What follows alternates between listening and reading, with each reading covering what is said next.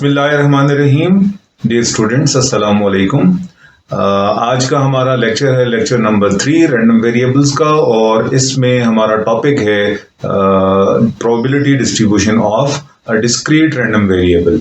Discrete random variables इससे पहले मैं डिस्कस कर चुका हूं कि वो रैंडम वेरिएबल्स जो काउंटेबल या countably infinite number of values assume करें, उन्हें हम डिस्क्रीट रैंडम वेरिएबल्स बोलते हैं। इसको सादा जुबान में या आम अल्फाज में हम यूं भी कह सकते हैं कि अगर रैंडम वेरिएबल की वैल्यूज सिर्फ होल नंबर्स आए 1 2 3 4, तो ऐसे रैंडम वेरिएबल्स को हम डिस्क्रीट रैंडम वेरिएबल्स बोलते हैं। अब डिस्क्रीट रैंडम वेरिएबल्स में भी आगे दो किस्म के हो जाएंगे। एक वो रैंडम वेरिएबल जिसकी वैल्यूज जो हैं वो फाइनाइट हों। फाइनाइट मतलब 1 2 3 4 10 तक जा रही हैं, तो हमें पता है कितनी है। जैसे डाई रोल करते हैं तो उसमें 6 हैं पॉसिबल आउटकम्स, तो उसके नंबर ऑफ डॉट्स जो हैं वो 1 2 3 4 5 6 तक फाइनाइट हैं। लेकिन अगर हम ऐसा एक्सपेरिमेंट अज्यूम करें, जैसे हम कॉइन टॉसिंग कर रहे हैं और अज्यूम करें कि हम उस वक्त तक कॉइन टॉसिंग करते हैं जब तक हेड नहीं आ जाता, तो पहला हेड लेने के लिए जितने भी ट्रायल्स हैं वो हमारा रैंडम वेरिएबल है। तो उस केस में हो सकता है कि हम एक दफा कॉइन को टॉस करें तो पहली दफा हेड आ जाए। इसका मतलब आपके ट्रायल कितने हुए? एक ट्रायल पर ही आपका हेड आ गया। अच्छा, हो सकता है कि आपका पहले ट्रायल पर हेड ना आए, दूसरी दफा टॉस करने पे आए, तो इसका मतलब नंबर ऑफ ट्रायल्स कितने हो गए? 2। अच्छा, ये कहां तक जाएगा सिलसिला? हो सकता है कि आप 10 दफा टॉस करें तो फिर आपके पास हेड आए। हो सकता है कि आप 15 दफा करें, आपको नहीं पता। इसका मतलब ये है कि 1 भी हो सकता है, 2 भी, 3 भी, एंड सो ऑन, कुछ भी हो सकता है। अब इसकी हद नहीं है। हो सकता है कि हमारे पास ऐसा कॉइन हो जिसको हम 100 दफा टॉस करें और उसका पहला हेड ना आए। फर्स्ट हेड जब आएगा तो हमारा एक्सपेरिमेंट कंक्लूड होगा। तो इस केस में रैंडम वेरिएबल डिस्क्रीट है। क्यों? ट्रायल्स की तादाद काउंट करते हैं 1 2 3 4, लेकिन हमें इसकी लिमिट का नहीं पता, हमें इसके एंड पॉइंट का नहीं पता। इस वजह से ये जो रैंडम वेरिएबल होगा, अगर इसको एक्स से शो करते हैं तो ये random variable countably infinite values होंगी। इसके अंदर काउंटेबल हैं लेकिन इनफिनिट हैं। तो अब आपको पता चल गया कि रैंडम वेरिएबल्स रिकॉल कर लिया आपने।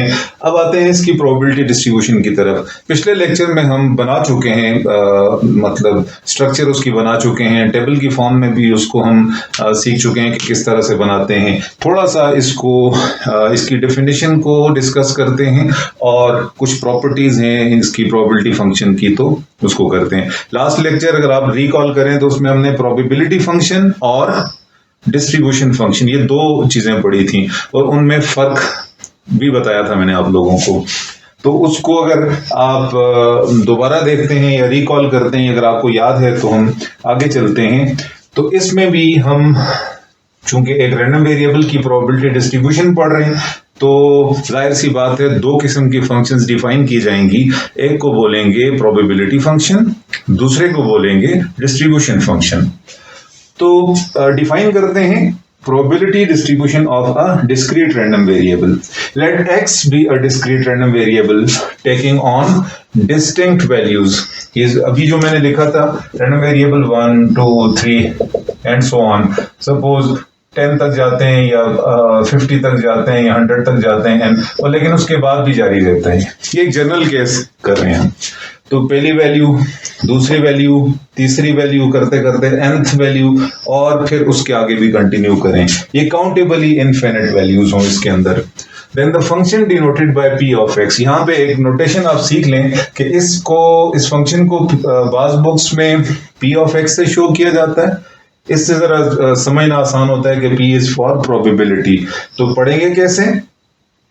p ऑफ x या प्रोबेबिलिटी ऑफ x या f ऑफ x, जो हम नोटेशन यूज करते हैं। चूंकि मैं शेर मोहम्मद चौधरी की बुक को फॉलो करता हूं इन कोर्सेज के लिए, वो एक लेमैन के लिए या एक जनरल किसी भी स्टूडेंट के लिए इजी है उसकी नोटेशंस। तो उसने स्मॉल एफ ऑफ एक्स को इससे शो किए हुए प्रोबेबिलिटी फंक्शन को।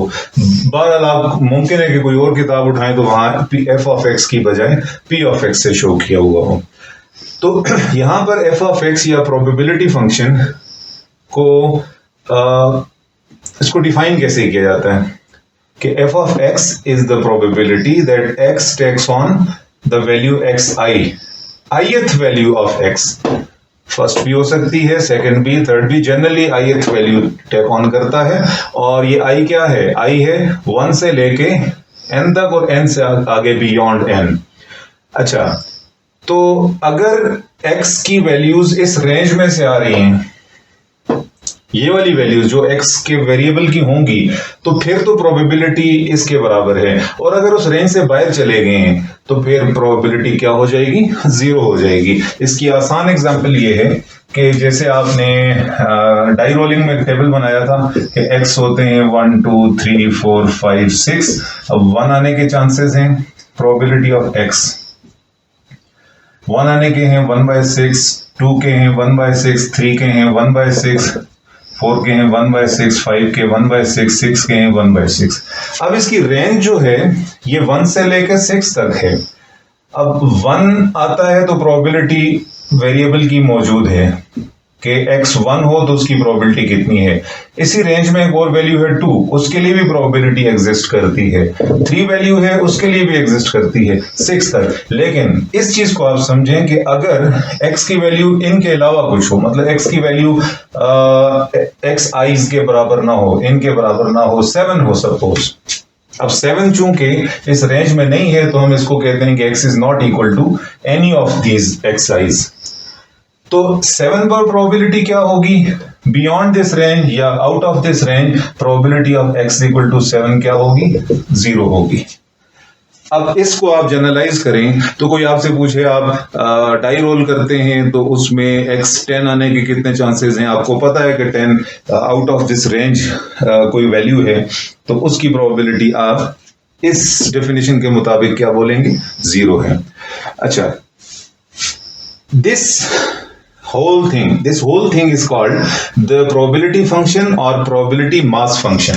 probability mass function की टर्म भी अक्सर यूज की जाती है, तो इसलिए बता रहा हूं कि कहीं पर भी आपको ये टर्म मिले या लिखी हुई आप देखें या कोई आपसे पूछे तो आप प्रोबेबिलिटी मास फंक्शन या प्रोबेबिलिटी फंक्शन एक ही बात है। जब हम कंटिन्यूस डिस्कस करेंगे तो हम इसी को एक और नाम देंगे, तो बहरहाल वो उस टॉपिक के अंदर ही डिस्कस करेंगे। तो इसको क्या बोलेंगे? इस फंक्शन को हम बोलेंगे प्रोबेबिलिटी फंक्शन या प्रोबेबिलिटी मास फंक्शन। किसकी? प्रोबेबिलिटी फंक्शन हमेशा किसी रैंडम वेरिएबल की ही होगी, और यहां पे रैंडम वेरिएबल है discrete, and values among which the total probability 1 is distributed are called the probability points are jump points. अब अगर आप इसकी प्रोबेबिलिटीज को ऐड करें 1/6 प्लस 1/6 प्लस 1 करें तो ये 6/6 आता है विच इज इक्वल टू 1। तो आपको पता है कि टोटल प्रोबेबिलिटी अल्टीमेटली क्या आनी चाहिए? 1 ही आनी चाहिए। तो अब ये क्या किया हुआ है? ये हमने 1 को तोड़ा हुआ है, डिस्ट्रीब्यूट किया हुआ है अमंग दीज वैल्यूज। 6 वैल्यूज में तकसीम कर दिया, डिस्ट्रीब्यूट कर लिया। तो यही बात यहां लिखी है कि values among which the total probability 1 is distributed. ये वाली जो वैल्यूज हैं these are called probability points या जंप पॉइंट्स। इन्हें जंप पॉइंट्स या प्रोबेबिलिटी पॉइंट्स बोलते हैं। जंप पॉइंट्स क्यों? कि डिस्क्रीट रैंडम वेरिएबल है। अब डिस्क्रीट रैंडम वेरिएबल में एक वैल्यू के बाद जंप करके अगली वैल्यू पे जाते हैं। ये कंटिन्यूस की तरह नहीं है। जैसे टेम्परेचर का आप स्केल देखें तो जैसे आप सपोज पानी में आप थर्मोमीटर रखते हैं और उसका जो मर्करी लेवल है उसको आप ऑब्जर्व करते हैं, तो ऐसा कभी भी नहीं होगा कि आपका मर्करी लेवल जो है वो 1 डिग्री से 2 डिग्री तक जंप करके जाए। वो एक कंटिन्यूस स्केल है। इसका मतलब टेम्परेचर एक कंटिन्यूस वेरिएबल है। उसकी वैल्यूज जो है इंटरवल में कोई सी 2 वैल्यूज के दरमियान में वो कंटिन्यूस होता है, उसमें कोई जंप्स नहीं आते हैं, वो एक कंटिन्यूस वेरिएबल होता है। लेकिन यहाँ पे कंटिन्यूस नहीं, यहाँ पे 1.5 नहीं आ सकता एक्स की वैल्यू, 1.3 नहीं आ सकता। 1 के बाद फौरन अगली वैल्यू आएगी, इसको बोलते हैं x equal to x2 second value. उसके बाद तीसरी वैल्यू फिर जंप से आएगी, चौथी वैल्यू फिर जंप से आएगी। तो इसलिए इन पॉइंट्स को हम बोलते हैं जंप पॉइंट्स या probability points. This expression probability of x is equal to xi is the probability that the random variable x takes the value xi.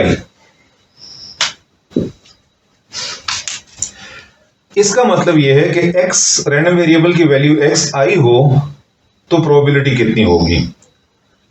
The distribution function, अब आगे आ जाएं डिस्ट्रीब्यूशन फंक्शन की तरफ। तो ये पिछले लेक्चर में जो हमने डिस्कस किया था probability function and distribution function, एक को स्मॉल एफ ऑफ एक्स से शो करते हैं, दूसरे को कैपिटल एफ ऑफ एक्स से शो करते हैं। यहां पे क्या होगा, यहां ये सिग्मा आपको बता रहा है कि ये सम है, sum of probability, sum of these probabilities. जैसे यहां पर ये एक डिस्क्रीट रैंडम वेरिएबल है, यहां पे अगर आपको कोई पूछे एफ ऑफ 3 कितना है तो ये बताता है कि sum of all x's below before this 3, तो ये आ जाएगा probability of x equal to 1, probability of x equal to 2 plus probability of x equal to 3। ये तीन प्रोबेबिलिटीज का सम होगा f ऑफ x। अच्छा, हमने डिस्ट्रीब्यूशन फंक्शन की प्रॉपर्टीज में एक इंपॉर्टेंट प्रॉपर्टी लास्ट पढ़ी थी कि डिस्ट्रीब्यूशन फंक्शन कंटिन्यूज होती है। अब इसको यहां पे समझें, कंटिन्यूज होती है तो इसका मतलब ये हुआ कि बेशक वेरिएबल डिस्क्रीट है लेकिन इसकी डिस्ट्रीब्यूशन फंक्शन कंटिन्यूज ही होगी। ये कैसे, इस चीज को आपको मैं समझाता हूं। एक ग्राफ से, अगर आप नीचे पढ़ें तो यहां पे ये लिखा हुआ भी है where sum is taken over all xi that are less than और equal to x, less than और इक्वल टू x, अभी जो मैंने लिखा था 3 या 3 से छोटी वैल्यूज। अच्छा, letting x tends to infinity, infinity का मतलब सबसे जो हाईएस्ट वैल्यू होती है किसी भी रैंडम वेरिएबल की उसको इंफिनिटी बोलते हैं। वी हैव, ये प्रॉपर्टी भी हम पढ़ चुके हैं कि f ऑफ प्लस इंफिनिटी 1 के इक्वल होता है, और f of x in case of discrete random variable is a step function. अब ये स्टेप फंक्शन क्या होती है ये ग्राफ में समझें। f of x is continuous but between jumps it is constant. ये दो बातें आपको मैं इधर समझाता हूं। सपोज आपने x की एक वैल्यू रखी है x1, ये जो है x1 पहली वैल्यू, x1 कितना है 1, इसकी प्रोबेबिलिटी है 1/6। तो इसका तरीका ये है कि आप डिस्ट्रीब्यूशन फंक्शन की वैल्यूज को लें अलोंग y एक्सिस और x रैंडम वेरिएबल की वैल्यूज को लें अलोंग x एक्सिस। ये है x1 और अब चूंकि 6 तक हैं तो आप 6 पार्ट्स बना दें इसके, 1 2 3 4 5 6, 1 2 3 6, ये हो गए। ये क्या है 1/6, ये है 1/6, ये है सॉरी 2/6 हो गया, 2 हो गए। ये आ गया 3/6, ये हो गया 4/6, 5/6 और 6/6, ये 1। x1 पे कितनी है 1/6। जब आप x2 पे जाएंगे तो f ऑफ 2, अभी हम इस तरह डिफाइन कर चुके हैं कि it is a probability less than और इक्वल टू 2, तो ये आ जाएगा probability of x equal to 1 plus probability of x equal to 2। कितना आ जाएगा 1/6, इसकी प्रोबेबिलिटी अगेन 1/6, तो ये होगी 2/6। ये हर केस में होगा, आपको मैं इस एग्जांपल से वैसे समझा रहा हूं। x2 पे जब आप जाएंगे सेकंड वैल्यू पर यहां पे, तो अब जो प्रोबेबिलिटी फंक्शन की वैल्यू होगी 2 पर f of capital f of x, ये होगी 2/6। तो इसका मतलब हम कहां पे पहुंच गए, हम यहां पे पहुंच गए। अब हम ऐसे नहीं पहुंचे, x1 और x2 के दरमियान में प्रोबेबिलिटी फंक्शन की वैल्यू कांस्टेंट रहती है। तो मतलब जब x1 और x2 के बीच में है तो डिस्ट्रीब्यूशन फंक्शन की वैल्यू 1/6 ही रहेगी, लेकिन जैसे ही x2 पे पहुंचेगी तो इट विल जंप टू 2/6। अब जब तीसरी वैल्यू पे जाते हैं आप x3 पे, x3 क्या है, ये है x3, इस पर f ऑफ 3 जो होगा इसमें probability of x equal to 3 भी ऐड हो जाएगा, तो ये 3/6 हो जाएगा। 3/6 का मतलब कि अब कहाँ पे अब आप यहाँ पे पहुंच गए। जैसे ही x3 पे पहुंचेंगे तो प्रोबेबिलिटी फंक्शन ये वैल्यू देगी। लेकिन ये कैसे हुआ कि जब आप x2 और x3 के दरमियान में थे तो ये जो प्रोबेबिलिटी डिस्ट्रीब्यूशन फंक्शन है इसकी वैल्यू कांस्टेंट रही। जैसे ही x3 पे पहुंचे तो इसने जंप किया, स्टेप लिया और ऊपर पहुंच गई 3/6 तक। इसी तरह आप x4 पे जाएंगे तो अगेन ये जंप कर लेगी ऊपर नेक्स्ट वैल्यू की तरफ और सो ऑन। अब आप यहां से समझें कि ये जो लिखा हुआ है f of x is continues, ये कंटिन्यूज है, ये कोई ब्रेक नहीं आती इसकी वैल्यूज में। तो मतलब x1 और x2, 1 और 2 के दरमियान में कोई भी वैल्यू है, 1.8 है, 1.6 है, 1.9 है, इवन उन सब पर डिस्ट्रीब्यूशन फंक्शन की वैल्यू 1/6 ही रहेगी। इधर 1/6 ही रहेगी। लेकिन जैसे ही आप 2 पे पहुंचेंगे तो ये पिछली ऐड होके इसके अंदर 2/6 हो जाएगी। जैसे ही आप 3 पे पहुंचेंगे तो 1/6 1/6 1/6 3/6 हो जाएगी। जब 4 पे पहुंचेंगे तो ये हर अगले पॉइंट पर जंप करती है। इस वजह से इसको क्या बोलते हैं, स्टेप फंक्शन। और ये स्टेप्स आपको नजर आ रही हैं। अब आपको ये बात ही समझ में आ गई। और कंटिन्यूज है but between jumps it is constant. Between jumps 2 jumps हैं, एक जंप ये आ गया, एक जंप ये आ गया, इन दोनों जंप्स के दरमियान में ये कांस्टेंट है।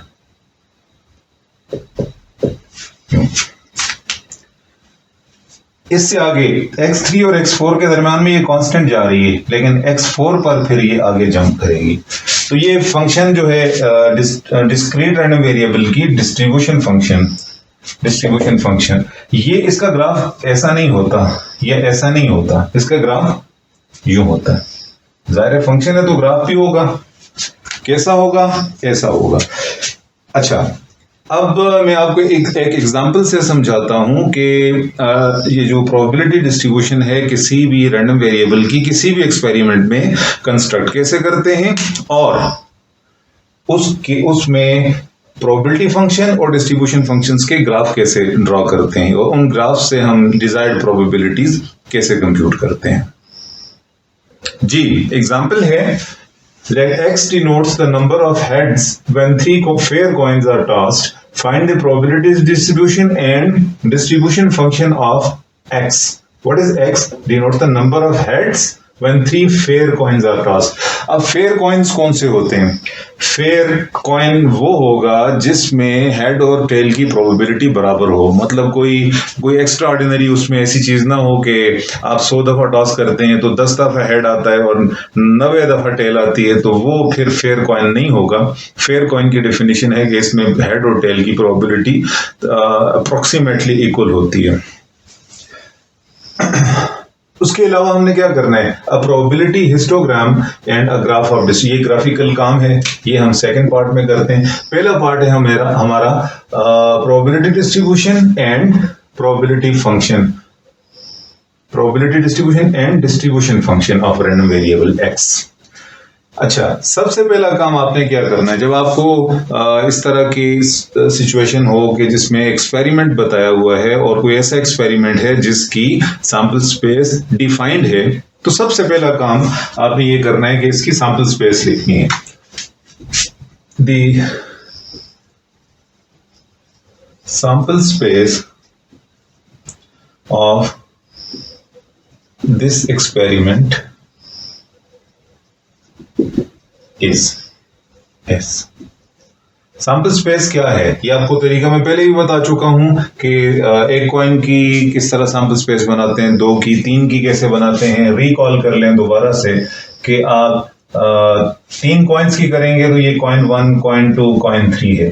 कॉइन 1 के ऊपर आपने, अच्छा टोटल कितनी आएंगी, 2⁻³ 2 आउटकम्स होते हैं एक कॉइन पे, फिर 2 आउटकम्स होंगे दूसरे कॉइन पे, फिर 2 आउटकम्स होंगे तीसरे कॉइन पे, तो टोटल आउटकम्स कितने आएंगे, 8। तरीका यह है कि 8 में से 4 दफा हेड 4 दफा टेल लिखें। अब जब साइड पर लिख के तो फिर इसमें लिखेंगे तो आपके लिए इजी हो जाएगा। फिर इसको हाफ करें, 4 और 4 की बजाय 2 दफा लिखें, head head tail tail, head head tail tail, और फिर एक दफा लिखें, head tail head tail head tail, head tail. ये हो गए 8 सैंपल पॉइंट। अब आप इसको सैंपल स्पेस के अंदर लिख सकते हैं।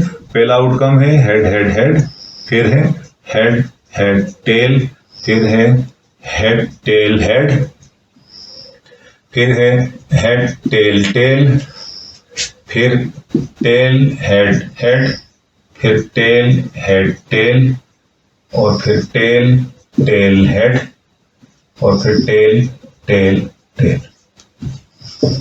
1 2 3 4 5 6 7 8। तो ये 8 सैंपल पॉइंट्स आ गए। इसमें x क्या है? Number of heads. Here x is equal to, अब इसकी पॉसिबल वैल्यूज हैं। The possible values of x are x is equal to, की पॉसिबल वैल्यूज क्या है? 0। कोई ऐसा पॉइंट है जिसमें कोई हेड ना हो? यस, ये है। 0 पॉसिबल है। एक हेड भी पॉसिबल है। कुछ ऐसे पॉइंट्स हैं जिनमें एक हेड आ रहा है, कुछ हैं जिसमें 2, और कुछ हैं जिसमें 3 हेड्स आ रहे हैं। 3 से ज्यादा हेड्स पॉसिबल नहीं है। तो these are the possible values of this discrete random variable. Discrete क्यों? कि इसकी वैल्यूज 0 1 2 होल नंबर्स हैं। अब बनाते हैं इसकी प्रोबेबिलिटी डिस्ट्रीब्यूशन। प्रोबेबिलिटी डिस्ट्रीब्यूशन बनाने के लिए हमने एक टेबल बनाना है। अच्छा, इसको टेबल की फॉर्म में भी बना सकते हैं और फॉर्मूला की फॉर्म में भी बना सकते हैं। दोनों बताता हूं कि पहले टेबल कैसे बनाएंगे और फिर फॉर्मूला कैसे बनाएंगे। आप टेबल बनाएं, यहां लिखें xi की वैल्यूज, और यहां लिखें probability of x equal to xi। अब x की वैल्यूज जो है ये क्या है? ये x1 है, ये x2 है, ये x3 है, ये x4 है। 4 पॉसिबल वैल्यूज हैं। कौन कौन सी? 0 1 2 3। These are the possible values of x। अब इनकी निकालते हैं प्रोबेबिलिटीज। प्रोबेबिलिटी क्या है कि इन 8 में से 0 हेड आने के चांसेस कितने हैं। तो आप गिन लें कि कितने पॉइंट्स हैं जिनमें कोई हेड नहीं है। इसमें मौजूद है, इसमें है, इन सब में हेड मौजूद है, इस एक में नहीं है। तो इसकी प्रोबेबिलिटी क्या होगी? 1/8। एक हेड वाले कौन से? एक हो गया, ये एक हेड है, ये 3 हो गए। 3 आउट ऑफ 8 जिनमें एक हेड है। अब आते हैं 2 हेड्स वाले कितने हैं? 2 हेड्स वाले ये हैं, हेड हेड टेल। एक हेड टेल हेड, इसमें भी 2 हेड हैं और इसमें 2 हेड्स। इसके अलावा किसी में 2 हेड्स नहीं है। तो इसकी प्रोबेबिलिटी हो जाएगी 3 आउट ऑफ 8। और अब आते हैं 3 हेड्स में। 3 हेड्स, इसमें कोई हेड नहीं है, एक हेड। 3 हेड्स वाला एक ही है जिसमें 3 हेड्स आते हैं। तो ये कितनी आ गई प्रोबेबिलिटी? 1/8।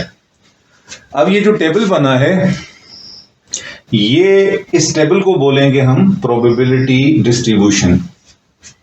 और किस फॉर्म में है? टेबल की फॉर्म में है।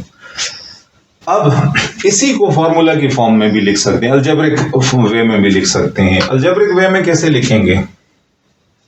in the form of a formula.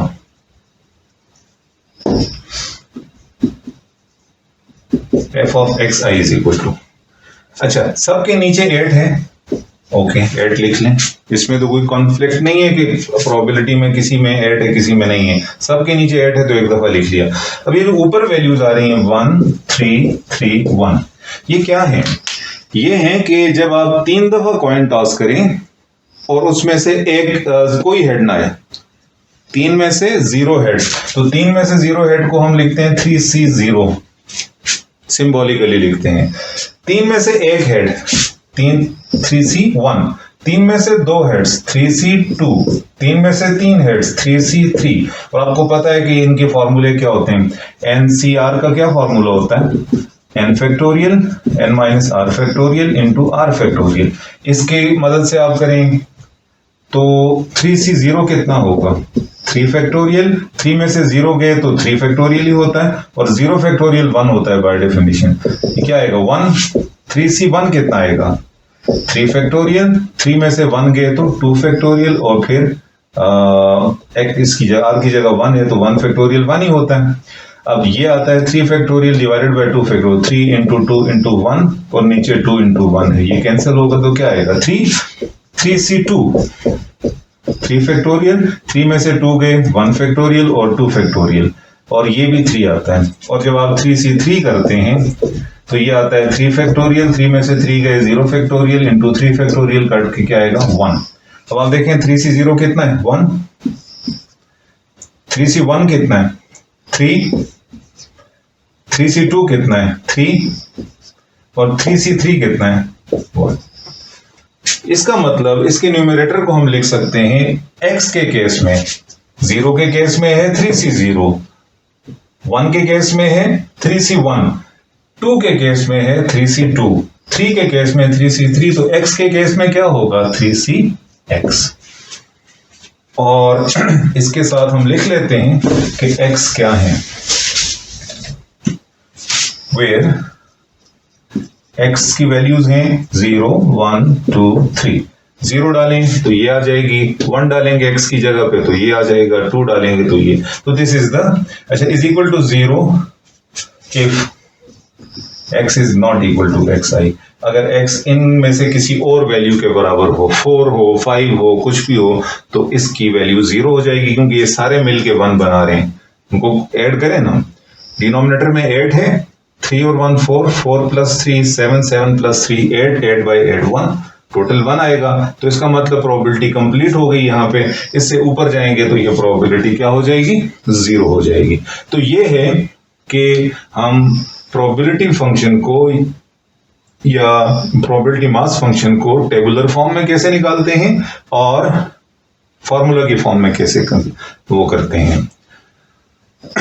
अच्छा, अब आपके लिए एक टास्क है, वीडियो को पॉज करें, 4 कॉइन्स की सैंपल स्पेस बनाएं और उसमें ये सैंपल स्पेस 4 कॉइन्स के लिए बनाएं। आपको तरीका बता दिया मैंने, और उसमें यही नंबर ऑफ हेड्स के लिए ये टेबुलर फॉर्म में भी और फॉर्मूला की फॉर्म में भी ये आप कंप्यूट करें और फिर मैच करें कि उसमें जब चौथी वैल्यू 4 भी आ जाएगी तो प्रोबेबिलिटीज क्या होंगी और उसकी फंक्शनल फॉर्म क्या होगी। हाँ जी, तो प्रोबेबिलिटी फंक्शन आपने कंप्यूट कर ली। अब इसके सेकंड पार्ट की तरफ जाते हैं जिसमें हमने डिस्ट्रीब्यूशन फंक्शन कंप्यूट करनी है। अब डिस्ट्रीब्यूशन फंक्शन की प्रॉपर्टी ये है, इसकी डेफिनेशन ये है कि ये प्रोबेबिलिटी किसी भी नंबर पर अगर आप डिस्ट्रीब्यूशन फंक्शन फाइंड करना चाहते हैं तो वो उस नंबर से पीछे सारी प्रोबेबिलिटीज को ऐड करके देगा आपको, वो चीज याद रखें। इसको कैलकुलेट करने के लिए अगर आप नंबर लाइन पे देखें इन वैल्यूज को, नंबर लाइन से आप वाकिफ हैं, 0 से पॉजिटिव नेगेटिव साइड पे दोनों तरफ होते हैं, 1 2 3 एंड सो ऑन, 4 है एंड सो ऑन, तो इसके पीछे -1 -2 एंड सो ऑन। अब हमारा जो रैंडम वेरिएबल है वो उसकी पॉसिबल वैल्यूज यही हैं 0 1 2 3। अब जब हम डिस्ट्रीब्यूशन फंक्शन फाइंड करेंगे तो हम इसको इंटरवल, पूरे इंटरवल को, मतलब x बिटवीन 0 एंड 3, इसको हम पार्ट्स में डिस्ट्रीब्यूट कर लेंगे, डिवाइड कर लेंगे, इसके डिफरेंट पार्ट्स बना लेंगे। पहला पार्ट कौन सा है कि x की वैल्यू अगर नीचे हो, 0 से कम हो, तो फिर कितनी प्रोबेबिलिटी, इसको हम लिखते हैं x इज लेस देन 0। फिर जब 0 पे आते हैं तो 0 जंप पॉइंट है, इसके ऊपर प्रोबेबिलिटी मौजूद है हमारे पास। 1 अगला जंप पॉइंट है, उसके ऊपर भी प्रोबेबिलिटी मौजूद है। 2 उससे अगला है, तो हर जंप पॉइंट पे है और इसके दरमियान में जो प्रोबेबिलिटीज हैं वो हमें डिस्ट्रीब्यूशन फंक्शन बताएगी। अगला इंटरवल क्या होगा, 0 शामिल हो जाएगा अब, और 0 से लेके 1 तक की प्रोबेबिलिटीज, 1 इंक्लूड नहीं करना, ये अगला जंप पॉइंट है, ये अगले इंटरवल में आएगा, लेस देन 1। अब जब अगला इंटरवल बनाते हैं वो है 1 एंड लेस देन 2, यहां तक 2 पे फिर अगला जंप पॉइंट आ जाता है, वो इंक्लूड कर लेंगे अगले उसमें इंटरवल में 2 और लेस देन 3। जब ये आ जाएगा तो फिर 3 से ऊपर जाए, जैसे हमने 0 से नीचे भी फाइंड किया था, 3 से ऊपर भी करेंगे। अब 3 से ऊपर का मतलब ये है कि डिस्ट्रीब्यूशन फंक्शन की यहां नीचे से लेके 3 तक सारी प्रोबेबिलिटीज, और इसको हम लिखेंगे x इज ग्रेटर देन 3। अब ग्रेटर देन 3 का क्या मतलब है, x इक्वल टू 4 है। अब 4 पर क्या होगी डिस्ट्रीब्यूशन फंक्शन, 4 पर होगी कि 4 से पीछे जितनी भी वैल्यूज हैं उन सब की प्रोबेबिलिटीज का सम। ग्रेटर देन 3 है, x की वैल्यू 3 से बड़ी हो कोई, x इक्वल टू 5 है। अब 5 पर प्रोबेबिलिटी तो एग्जिस्ट नहीं करती, लेकिन आप इसकी distribution function f of 5 find कर सकते हैं, क्योंकि आपने प्लस इंफिनिटी को डिफाइन किया हुआ है। ये क्या होता है? 1 के बराबर होता है। तो 1 के बराबर क्यों होगा कि उसमें 3 से ऊपर जाए, 4 पे जाए, 5 पे जाए, कहीं भी जाए, तो ये सारी प्रोबेबिलिटीज का सम ऑलरेडी 1 आ चुका है। ओके, अब इन पर प्रोबेबिलिटीज फाइंड करें। इजी है, बहुत आसान सा काम है। Probability of x less then 0। अब लेस देन 0, 0 से पीछे हम डिफाइन कर चुके हैं कि इस इंटरवल से बाहर 0 होती है प्रोबेबिलिटी, तो क्या होगी? 0। अगला इंटरवल है x 0 एंड लेस देन 1। इस पर प्रोबेबिलिटी क्या होगी? इसमें फिर एक ही पॉइंट आ रहा है 0, probability of x equal to 0। इससे इन दोनों के दरमियान में पॉइंट नहीं है जिनके ऊपर प्रोबेबिलिटीज हों, लिहाजा इस इंटरवल में जस्ट एक प्रोबेबिलिटी 1/8 ही कंसिडर होगी। नेक्स्ट इंटरवल है, अच्छा एक चीज का ध्यान करें कि यहां कैपिटल X लिखा करें, क्योंकि वेरिएबल है ये, और कोई एक सिंगल वैल्यू जैसे ये लिखी है, ये लिखा करें तो फिर स्मॉल से लिखा करें, स्मॉल x से। यहां चूंकि वेरिएबल है, इट लाइज बिटवीन, अगला इंटरवल क्या है? 1 एंड लेस देन 2। अब 1 और लेस देन 2, 1 के ऊपर 2 तक कौन सी वैल्यूज आती हैं? 1 एक वैल्यू है, फिर उसके बाद सपोज 1.1, 1.2, 1.3, उसके दरमियान में भी वैल्यूज हैं, और 2 तक ये सारी प्रोबेबिलिटीज होंगी। मसलन अगर आपसे कोई पूछता है probability of x equal to 1.9 कितने, हालांकि 1.9 इस डिस्क्रीट रैंडम वेरिएबल की वैल्यू नहीं है, इसके बावजूद हम डिस्ट्रीब्यूशन फंक्शन की वैल्यू फाइंड कर सकते हैं, क्योंकि वो एक कंटिन्यूस फंक्शन है, उसमें x की कोई भी वैल्यू ली जा सकती है। यहां मजबूरी है कि हमारे पास सिर्फ जंप पॉइंट्स के ऊपर प्रोबेबिलिटीज हैं। इसको कैसे लिखेंगे? इसमें आ जाएगा x equal to 0 and probability of x is equal to 1। इन दोनों को ऐड करें, 1/8 प्लस 3/8, 4/8 आ जाएगा। नेक्स्ट इंटरवल है ये वाला, 2 और 3। अब 2 और 3 के दरमियान में कोई भी वैल्यू हो, 2 पर भी डिस्ट्रीब्यूशन फंक्शन की वैल्यू फाइंड हो सकती है। 2 पर क्या होगी? यहां पे लेस देन और इक्वल टू 2। 2.1 पर क्या होगी? लेस देन और इक्वल टू 2.1। अब इस इंटरवल में कहां तक? 2 तक जितने भी x की वैल्यूज हैं उन सब के लिए इन 3 प्रोबेबिलिटीज को ऐड करेंगे तो डिस्ट्रीब्यूशन फंक्शन मिलेगी आपको। Probability of x equal to 0, x equal to 1, x equal to 2। 0 पे है 1/8, 3/8, 4/8 हो गया, फिर 3 करो तो 7/8 आ जाएगा। अब आते हैं उससे आगे कि 3 इज इक्वल टू 3 और फिर उससे ऊपर, तो इसको हम यूं लिख लेते हैं x इज ग्रेटर देन और इक्वल टू 3, जैसे यहां पे लिखा ग्रेटर देन और इक्वल, यहां पे 3 शामिल नहीं है, इस इंटरवल में शामिल होगा। ये हो जाएगा इन सारी प्रोबेबिलिटी 0, 1, 2, 3 तक सारी प्रोबेबिलिटीज का सम कितना आता है? 1। इन सब को ऐड कर लें तो 1 आता है आपके पास। इसको डिस्ट्रीब्यूशन फंक्शन को जब आप लिखेंगे, हेंस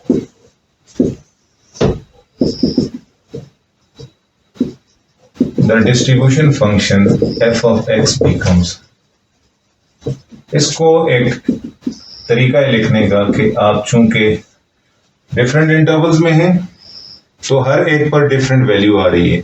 एक वैल्यू आ रही है 0, एक वैल्यू आ रही है 1/8, एक वैल्यू आ रही है 4/8, इसी डिस्ट्रीब्यूशन फंक्शन की वैल्यूज हैं। फिर आ रही है 7/8 और फिर आ रही है 1। 0 कब आ रही है? जब x लेस देन 0 होगा, फॉर x लेस देन 0। ये क्या आ रही है जी? Between 0 and 1, x is less than 0, 1, लेकिन 0 के इक्वल भी है। फिर for x between 1 and 2 less than 2, ये किस लिए है? 2 less than 3। ये किस लिए है? फॉर x ग्रेटर देन और इक्वल टू 3। तो ये पॉसिबल इंटरवल्स हैं जिनमें आप डिस्ट्रीब्यूशन फंक्शन की वैल्यूज को फाइंड कर सकते हैं। इसकी फॉर्म आपने देख ली किस तरह से करना है। तो अब दोबारा पॉज करें वीडियो को और वहीं पे जाएं जहां पे आपने छोड़ा था काम, कि आपने प्रोबेबिलिटी फंक्शन दो तरीके से फाइंड की थी, टेबुलर और फार्मूला की फॉर्म में। अब उसी क्वेश्चन के लिए 4 कॉइन्स की एक्सपेरिमेंट के लिए आप डिस्ट्रीब्यूशन फंक्शन कंप्यूट करें और उसमें पॉसिबल वैल्यूज 0 1 2 3 के बाद 4 भी आएगी और यहाँ पे एक इंटरवल इंक्रीज हो जाएगा। देख लें आप किस तरह से कैलकुलेट करते हैं और फिर हम आगे चलते हैं इसके ग्राफ की तरफ। ओके जी, अब आते हैं ग्राफ्स की तरफ। Construct a probability histogram. Probability histogram है और ग्राफ ऑफ डिस्ट्रीब्यूशन फंक्शन इसकी, ये दो ग्राफ्स हैं। प्रोबेबिलिटी हिस्टोग्राम इस टेबल से मिलेगी आपको, जिसमें आप f ऑफ x को ये फंक्शन है इसका ग्राफ बनाएंगे और इस प्रोबेबिलिटी ये जो डिस्ट्रीब्यूशन फंक्शन है उसका ग्राफ बनेगा इस फॉर्मूले से, इस फंक्शन से। पहले बनाते हैं प्रोबेबिलिटी हिस्टोग्राम। याद रखें कि जब आप प्रोबेबिलिटीज की वैल्यूज को प्लॉट करने लगते हैं तो अब चूंकि नंबर लाइन है और इससे x 0 से पीछे भी कुछ ना कुछ देखना है तो हम 0 यहां नहीं लिखते, 0 यहां लिखते हैं, 1 ये x की वैल्यूज हैं, ये आता है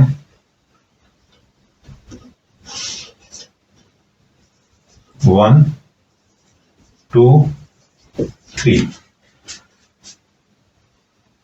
थोड़ा सा पीछे कर लें और यहां है आपकी f ऑफ x की वैल्यूज। अब चूंकि ये प्रोबेबिलिटीज हैं तो इसका जो डिस्ट्रीब्यूशन होगी, इसके जो कट पॉइंट्स होंगे वो 1/8 2/8 3/8 यूं होंगे।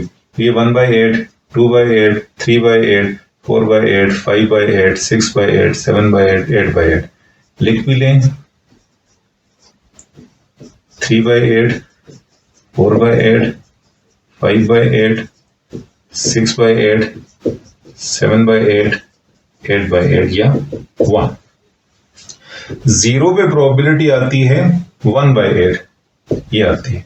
तो जब हिस्टोग्राम बना रहे हैं तो हिस्टोग्राम में आप इसके लेफ्ट राइट इक्वल डिस्टेंस पर मार्क्स लगाएंगे और एक बार बनाएंगे, क्योंकि हिस्टोग्राम जो होती है, आप फर्स्ट यूनिट में कर चुके हैं, हिस्टोग्राम की शेप यूं होती है। उसके लिए हमें डिस्क्रीट वेरिएबल को कंटिन्यूस बनाना पड़ता है, तब हिस्टोग्राम बनती है। तो इससे पीछे 0.5 पीछे जाएं, 0.5 आगे जाएं और 2 मार्क्स लगा के इस बार के लिए आप जगह बना लें। इसको कंटिन्यूस बना लिया, अब आपने डिस्क्रीट को कंटिन्यूस बना लिया। अब 1 और फिर चूंकि यहाँ पे एक इसका जो पिछला पॉइंट है कंटिन्यूटी में वो आ चुका है, इससे आगे 0.5 ऊपर जाएं। अब 1 पे देखें कितनी है प्रोबेबिलिटी, 3/8 है। अब यहाँ पे आप 3/8 के बिल्कुल सामने आएंगे और अगली बार जो बनेगी आपकी यहाँ पे बनेगी 2 से आगे कंटिन्यूस बनाने के लिए 0.5 और आगे जाएं और प्रोबेबिलिटी फिर उतनी ही है, अगेन एक बार और बन गई। 3 पर प्रोबेबिलिटी फिर 1/8 आ रही है, 1/8 आपका अच्छा सॉरी, ये जो है 1/8 पे आएगा, 0 1/8। तो 3 पर भी 1/8 इतनी ही, और 3 से ऊपर 0.5 ऊपर जाएं तो ये आपकी हिस्टोग्राम बन गई। तो थोड़ा सा स्क्वीज करके देखें तो पहली बार ये है, दूसरी ये है, तीसरी इसके बराबर है और चौथी इसके बराबर, क्योंकि ये और ये प्रोबेबिलिटीज बराबर हैं और ये प्रोबेबिलिटीज बराबर, यूं इस तरह की बनेगी। आप अपनी बनाएं, अपने स्केल के मुताबिक बनाएं और फिर देखें किसकी शेप कैसी बनती है। आगे है डिस्ट्रीब्यूशन फंक्शन के लिए। अब डिस्ट्रीब्यूशन फंक्शन के लिए अगेन हम इसी को यूज करते हैं। हमारा जो y एक्सिस होगा उसमें अब f ऑफ x की बजाय कैपिटल F ऑफ x की वैल्यूज हैं, लेकिन हैं यही वाली, आउट ऑफ 8 ही है, 1 तक जा रहा है। अच्छा 0 पे आती है 1/8, लेकिन जब 1 पे आएगी तो 1 पर इसकी वैल्यू आ रही है इक्वल टू 1 जब शामिल है तो ये 4/8 दे रहा है। तो 1 पे जब आप 4/8 के सामने डॉट लगाएंगे तो यहां से चले गए यहां तक ये वाली 1/8 ही रहेगी 1 तक। 1 पर ये 4/8 हो जाएगी और जब आप आगे जाएंगे अगली वैल्यू पर 1 और 2 के दरमियान में ये इतना ही रहेगी 4/8, लेकिन 2 पे जाके इक्वल टू 2, यहां जाके 7/8 हो जाएगी, 7/8 यहां पे आता है, तो ये जंप लगाएगी, फंक्शन यहां पे आ जाएगी, और उसके बाद 2 और 3 के दरमियान में ये 7/8 ही रहेगी, और जब 3 पे पहुंचेगी तो ये हो जाएगी बिल्कुल 8/8 या 1। तो अब ये देखें, स्टेप फंक्शन, डिस्ट्रीब्यूशन फंक्शन और इसका ग्राफ। अब ये दो ग्राफ्स आप ने सीख लिए कि कैसे बनाते हैं। अब दोबारा वीडियो पॉज करें, उसी क्वेश्चन 4 कॉइन टॉसिंग एक्सपेरिमेंट पे जाएं और उनके लिए, उस एक्सपेरिमेंट के लिए प्रोबेबिलिटी फंक्शन वाला ग्राफ, हिस्टोग्राम, और ये वाला ग्राफ, डिस्ट्रीब्यूशन फंक्शन वाला ग्राफ, ये दो ग्राफ्स आप कंस्ट्रक्ट करें। आप इस वीडियो को गौर से देखें, इसमें कैसे कंस्ट्रक्ट की हमने एक random variable, discrete random variable की प्रोबेबिलिटी फंक्शन कैसे हमने कंस्ट्रक्ट की है, इसको समझें, और इसको आगे जो मज़ीद न्यूमेरिकल आपको दिए जाएंगे उनमें आप इसको यूज़ करें। अगला लेक्चर हमारा होगा कंटिन्यूज रैंडम वेरिएबल पर।